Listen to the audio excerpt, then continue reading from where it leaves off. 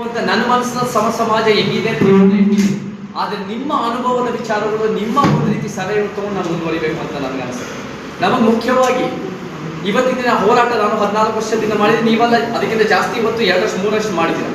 ಆದರೆ ನಾವು ಎಷ್ಟೇ ಹೋರಾಟ ಮಾಡೋದು, ಎಷ್ಟೇ ಗಟ್ಟಿ ಧ್ವನಿನಲ್ಲಿ ಮಾತಾಡೋದು, ಎಷ್ಟೇ ನ್ಯಾಯಯುತವಾದ ಬೇಡಿಕೆ ಇದ್ರೂ ಕೂಡ, ಎಷ್ಟೇ ಸಂಘಟ ಒಗ್ಗಟ್ಟಾದ್ರೂ ಕೂಡ ಈ ಆಳುವ ಶಕ್ತಿಗಳಿಗೆ ಮನಸ್ಸಿಲ್ಲ ಅಂದ್ರೆ ಅದು ಸರ್ಕಾರಿ ಶಾಲೆ ಅಭಿವೃದ್ಧಿ, ಅದು ಜಾತಿ ಜನಗಣತಿ ಆಗಿರ್ಬೋದು, ರೈತ ವಿರೋಧ ಕಾನೂನು ತೆಗೆದುಹಾಕೋದು, ಯಾವುದೇ ಒಂದು ಯೋಜನೆ ಇರ್ಬೋದು, ಮನಸ್ಸಿಲ್ಲದ್ರೆ ಮಾಡೋದು.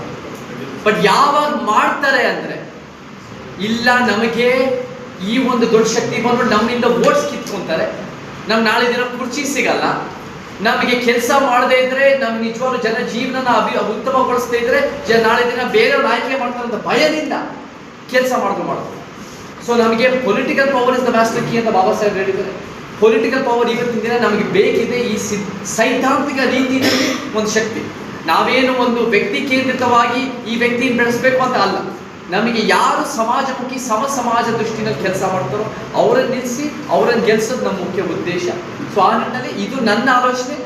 ಸಮಾಜದಲ್ಲಿ ಏನಾದರೂ ಆಲೋಚನೆ ನಿಮ್ಮದ್ರಲ್ಲಿ ಸೇರಿಸ್ಬೇಕು ಅಂದ್ರೆ ಖಂಡಿತ ನಾವು ಸೇರಿಸ್ಕೊಂಡು ಯಾವ್ದಾದ್ರು ಒಂದು ಸಲಹೆಗಳು ಪಡಿಬೇಕು ಅಂದ್ರೆ ಅದನ್ನು ನಾನು ತಯಾರಿದ್ದೀನಿ. ಪ್ರತಿಯೊಬ್ಬರಿಂದ ನಮ್ಮ ಕಲಿಯೋದು ಗೊತ್ತಿಲ್ಲದೆ ಇರೋದು ಅನೇಕ ವಿಚಾರಗಳಿವೆ. ಸೊ ನೀವೆಲ್ಲ ನಿಮ್ಮ ವಿಚಾರಗಳು ಹೇಳಿ, ಇದು ನನ್ನ ಆಲೋಚನೆ. ನಿಮಗೆ ಏನಿಸ್ತದೆ ನೀವು ತಿಳಿಸಿ.